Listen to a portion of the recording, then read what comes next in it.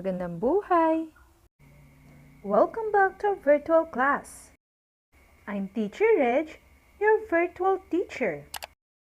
Today, we are going to study about context clues.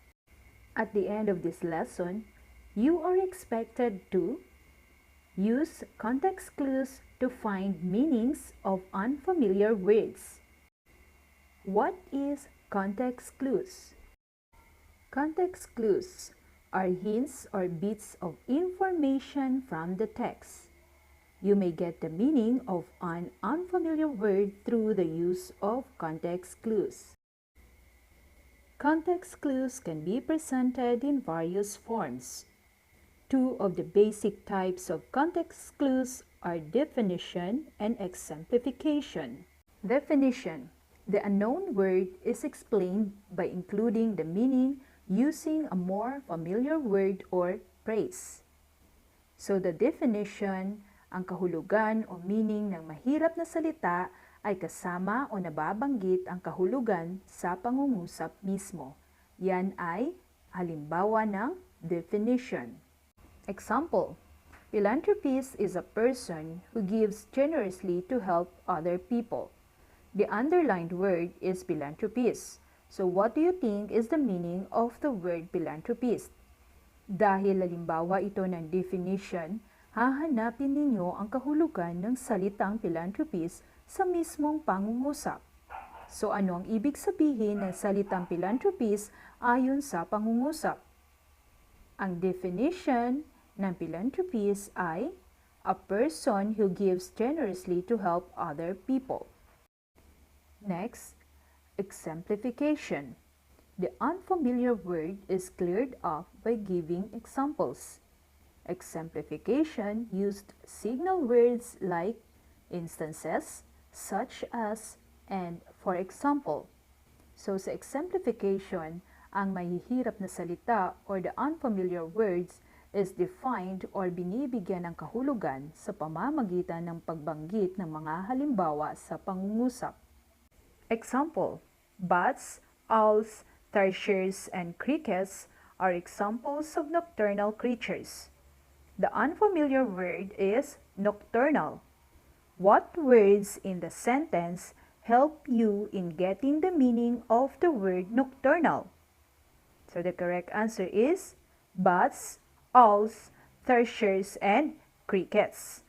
The sentence used the signal word example.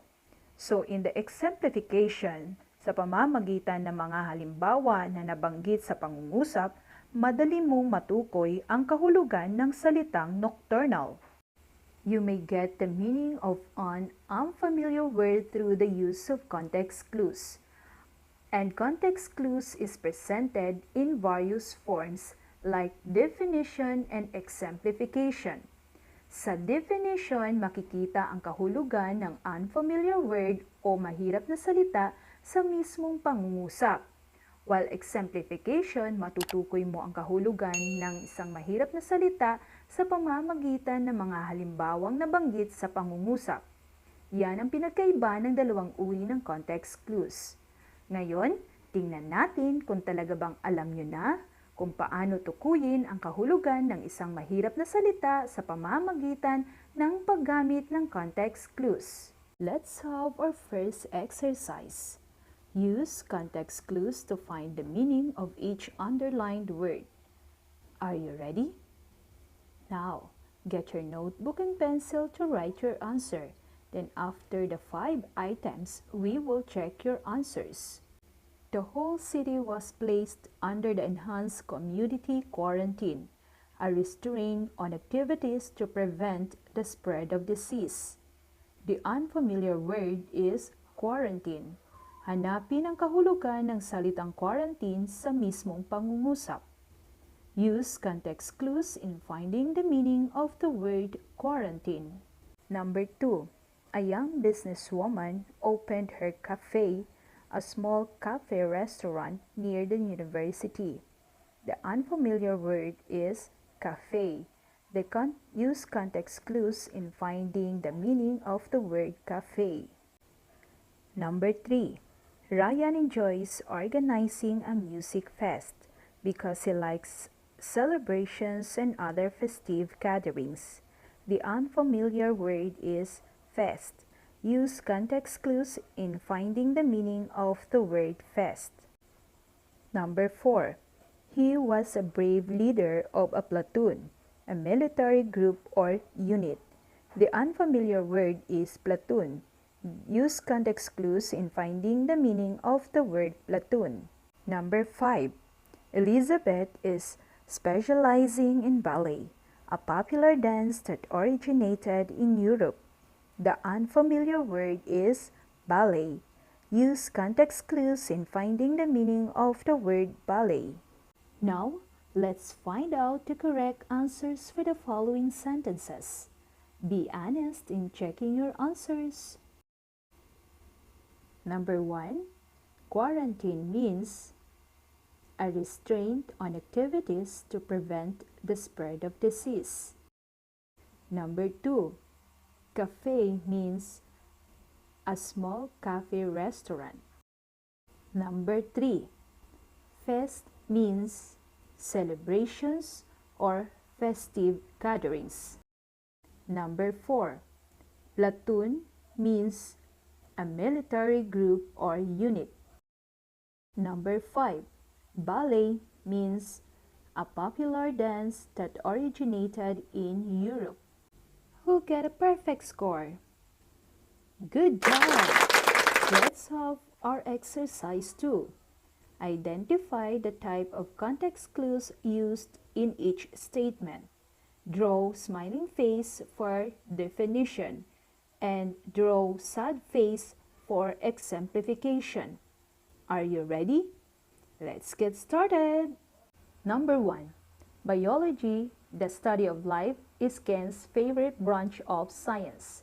The unfamiliar word in number 1 is biology. Number 2.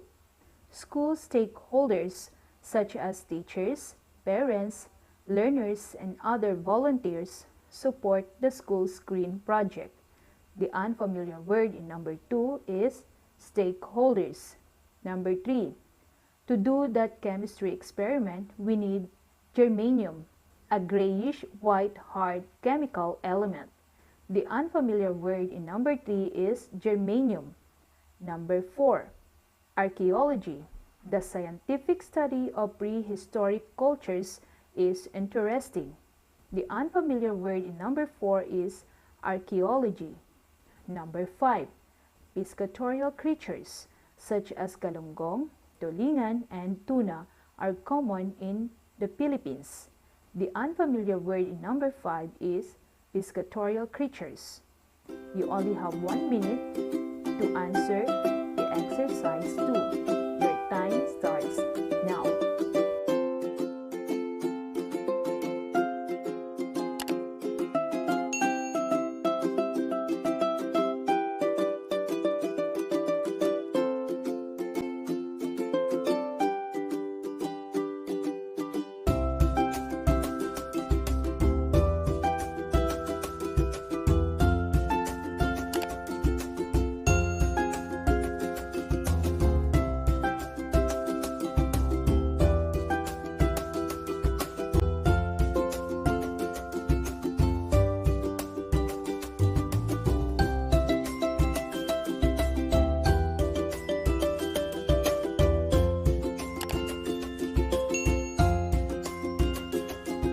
Now, let's find out the correct answers for the following sentences.